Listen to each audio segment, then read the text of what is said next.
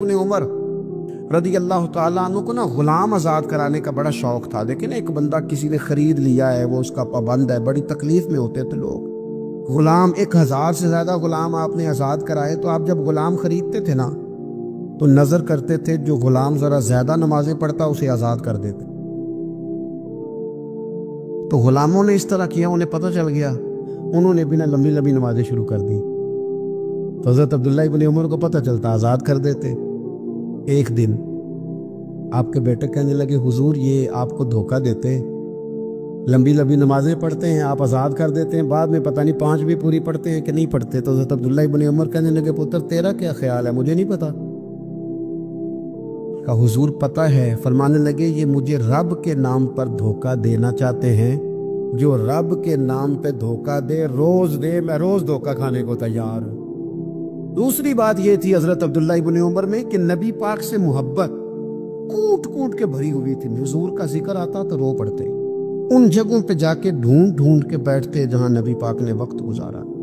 ایک درخت کا پتہ چلا کہ یہاں حضور تھوڑی دیر آرام فرما ہوئے تھے، انہوں نے دیکھا تھا یا انہیں معلومات ہوئی، تو ہمیشہ اس درخت کو پانی دیتے، اس کا خیال کرتے، کہتے یہ درخت ہمیشہ تر و تازہ رہے، یہاں میرے نبی پاک نے تھوڑا وقت گزارا ہے۔ وہ مکہ مکرمہ میں بھی جاتے تو وہ جگہ ڈھونڈ ڈھونڈ کے جہاں حضور نے نماز پڑھی تھی نماز پڑھتے۔ مسجد نبوی میں آتے تو جس ممبر پر حضور بیٹھ کے خطبہ دیتے تو اس پہ ہاتھ پھیر کے چہرے پہ ملتے۔ حضور کی قبر انور پر حاضری دیتے، السلام علیکہ یا رسول اللہ کہہ کے اس بارگاہ عالی مرتبت میں حاضری دیتے۔ حضرت صدیق اکبر کو سلام کرتے، حضرت عمر کو سلام کرتے، پیر سن ہو گئے ایک دفعہ چلتے چلتے۔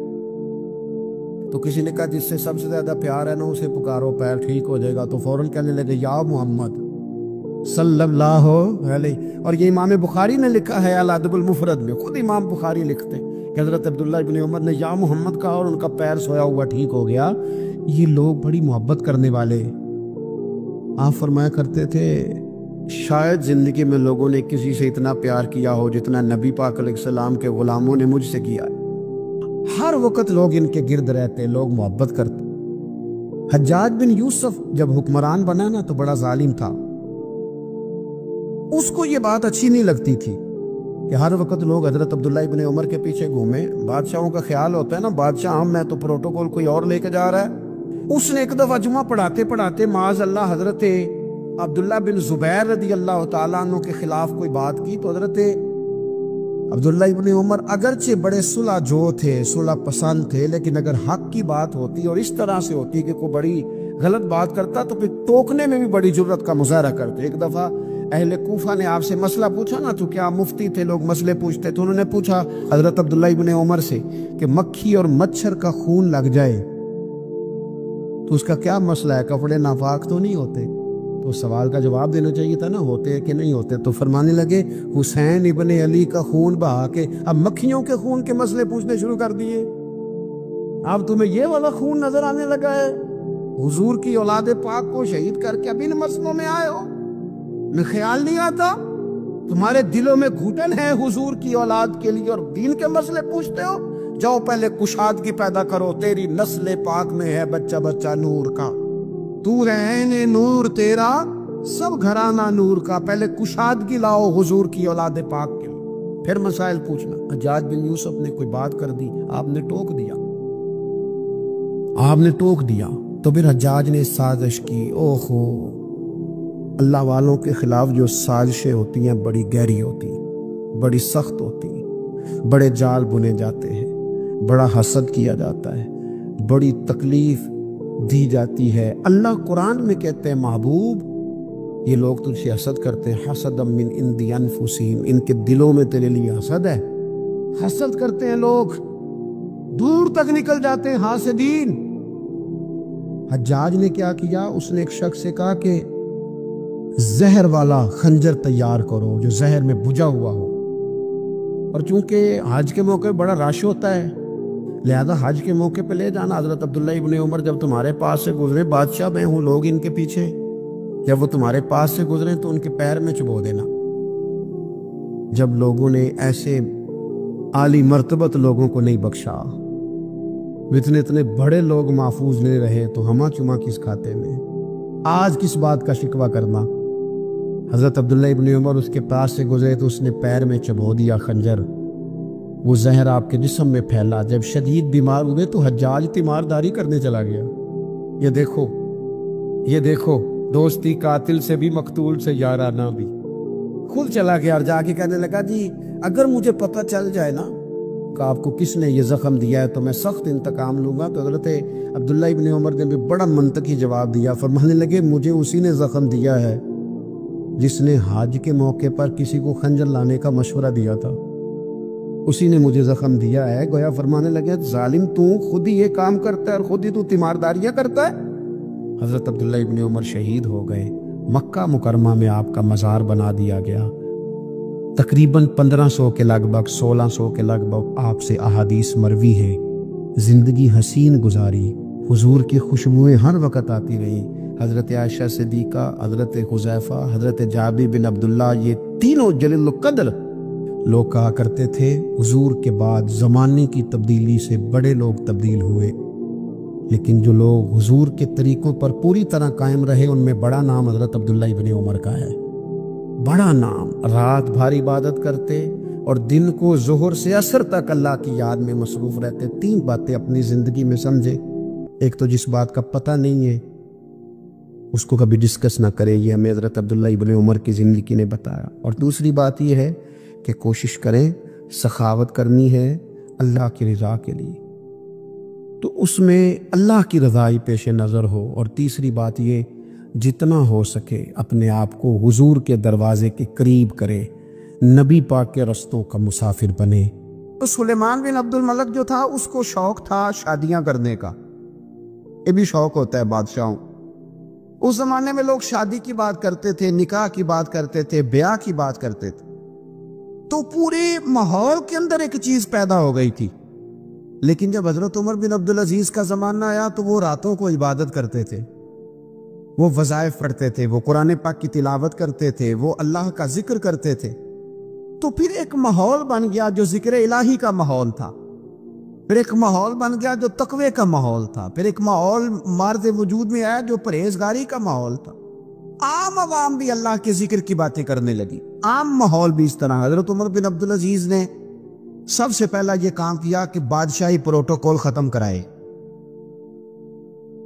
ختم ہو گئے پروٹوکول۔ آپ نے فرمایا کوئی شاہی خاندان کا بندہ آئے تو کسی کا کوئی پروٹوکول ہے نہیں ہے، میرا بھی کوئی پروٹوکول نہیں ہے، بلکہ آپ نے فرمایا کسی خطیب کو، کسی امام کو اجازت نہیں کہ میرا نام لے کے میرے لیے دعا کرے۔ سب مسلمانوں کے لیے دعا کرنا۔ فرمانے لگے الحمدللہ میں مسلمان ہوں، جب تم مسلمانوں کا نام لے کے دعا کرو گے تو میں بھی اندر ہی آ جاؤں گا۔ اضافی طور پر نام لے کے دعا کرنے سے بھی روک دیا، بلکہ ایک عورت عراق سے آئی، اس کی 5 یتیم بچیاں تھیں تو اسے ضرورت تھی وظیفے کی۔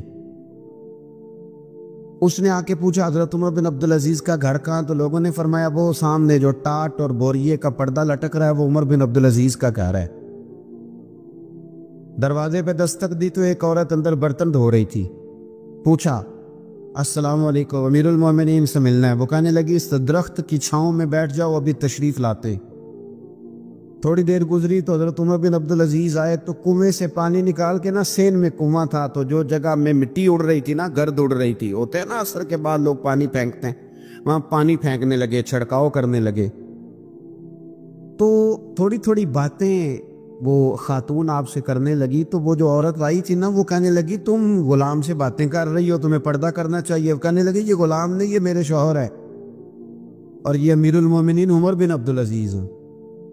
کہنے لگی یہ عمر بن عبدالعزیز ہے؟ کہا ہاں یہ عمر بن عبدالعزیز ہے۔ تو وہ خاتون حاضر ہوئی، کھجوریں اس کو دی گئیں کھانے کے لیے۔ اس نے کہا حضور میری 5 یتیم بیٹیاں ہیں، مجھے وظیفہ چاہیے۔ جناب عمر بن عبدالعزیز نے ایک بیٹی کا نام پوچھا، ولدیت پوچھی، وظیفہ لکھا۔ عورت کہنے لگی اللہ تیرا شکر ہے میری بچی کا وظیفہ لگ گیا۔ دوسری کا نام پوچھا، ولدیت پوچھی، عمر پوچھی، وظیفہ لگایا، اللہ تیرا شکر ہے میری یتیم بچی کا وظیفہ۔ 4 بچیوں کے وظیفے عمر لکھتے رہے، خاتون اللہ کی حمد کرتی رہی۔ 5ویں کا لکھنے لگے تو کہنے لگی میں نے زمانہ بڑا دیکھا ہے پر عمر بن عبدالعزیز تیری طرح کا بندہ نہیں دیکھا۔ آپ فرمانے لگے اب میں 5ویں کا وظیفہ نہیں لکھتا، चारों का वजीफा जाके गवर्नर से मंजूर करा ले और चारों को कहना थोड़ा थोड़ा पांचवी को भी दे दे। हुजूर क्यों नहीं लिखते?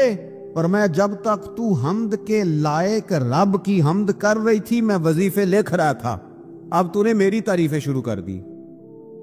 अपनी तारीफ पर कैसे वजीफा लिखूं? वो तो हमद के लायक है, उसकी हमद होनी चाहिए, लेकिन मैं अपनी तारीफ पर, अपनी खुशामद पर मैं नहीं लिखता। जा अल्लाह ताला तेरी लिए बेहतरी करे। वो खातून कहती है मैं वहां से आई, मुझे महीनों लग गए, सफर लंबा था, इराक पहुंची तो इराक के गवर्नर को जब मैंने वो रुका दिया तो उनकी चीखें निकल गई, तड़प के रोए।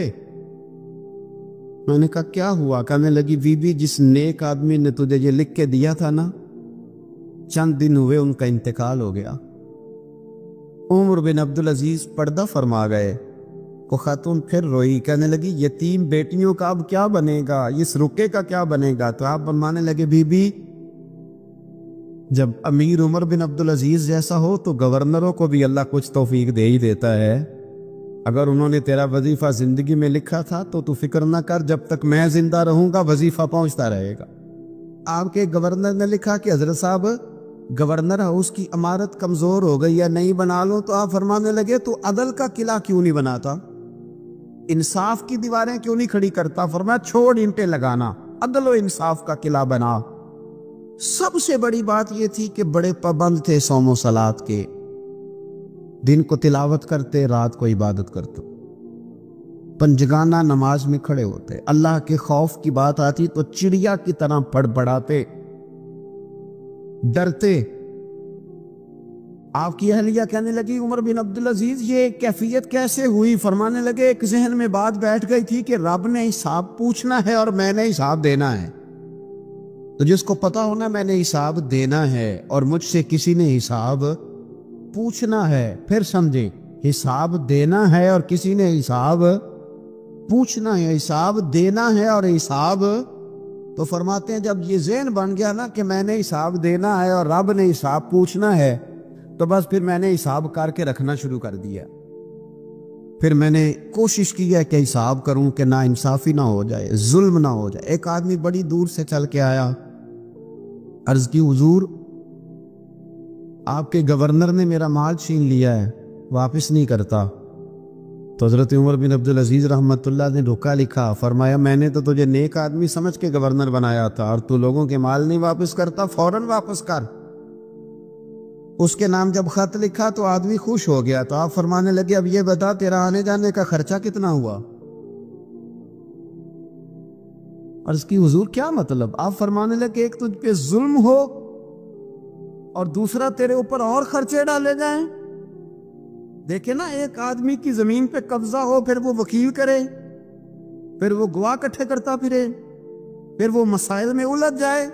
जनाब उमर बिन अब्दुल अजीज ने हमें एक सोच अता फरमाई। फरमाया एक तेरे ऊपर जुल्म हुआ, एक तुझे इतनी तकलीफ हुई यहां आने की, और एक तेरा खर्च हुआ, बता कितने पैसे? अर्ज की हुजूर मेरा तो लाखों का माल आपने वापस करा दिया है, अब छोड़े खर्चे को। फरमाया ना भाई, ये मेरे रसूल कायनात का दीन है, इसमें हम हर शय का हिसाब करके रखेंगे। तेरा खर्च हुआ है, तेरा खर्चा हुआ है, तुझे आना पड़ा, तुझे जाना पड़ा।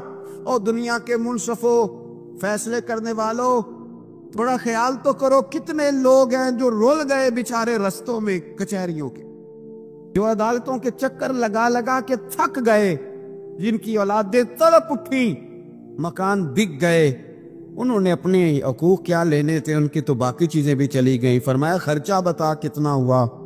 अर्ज की हुजूर 60 दिनार तकरीबन। फरमाया इसे माले खजाना से 60 दिनार भी दो। फिर फरमाया मेरी जेब से इसे 50 और दो ताकि ये आने जाने में मजीद रोटी खा सके, गोश्त के साथ रोटी खाए।